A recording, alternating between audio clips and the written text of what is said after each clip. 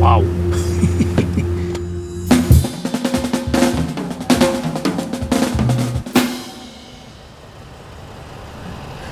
It feels unreal to see it like this. I wouldn't dare go up there. The height of the tower will be 15 meters. The weight of these 4 trucks in total will be about 58 tons. We will handle this with the FMX with dual front axles and 38-ton bogie. So, what do you think? Is it gonna hold? Of course it would hold. We have an FMX in the bottom. So the design phase was, I would say, 1 month. We build and designed parallel. One other thing is the control of the vehicle.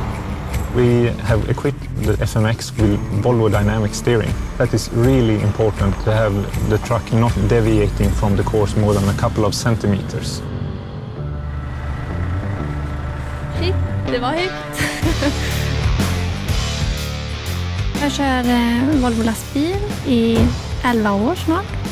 Mina vanliga uppdrag är att köra grus eller hämta maskiner. När jag körde tornet första gången så tyckte jag att det kändes inte så vingligt som jag trodde att det skulle göra. Hallå. Tjena. Hej. Jag är stuntkoordinator. Jaha, okej. Så det är jag som är ansvarig för att inte du trillar ner dig uppifrån. Tack, vi pratar med dig.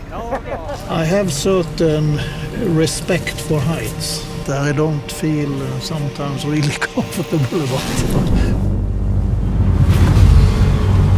It's the biggest launch ever at Volvo Trucks.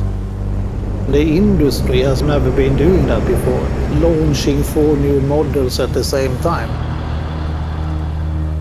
We are replacing the FH, FH16, the FM range and the FMX. That will have a positive impact for our customers' profitability. So we are doing this with big enthusiasm and a big passion to bringing this out to the markets.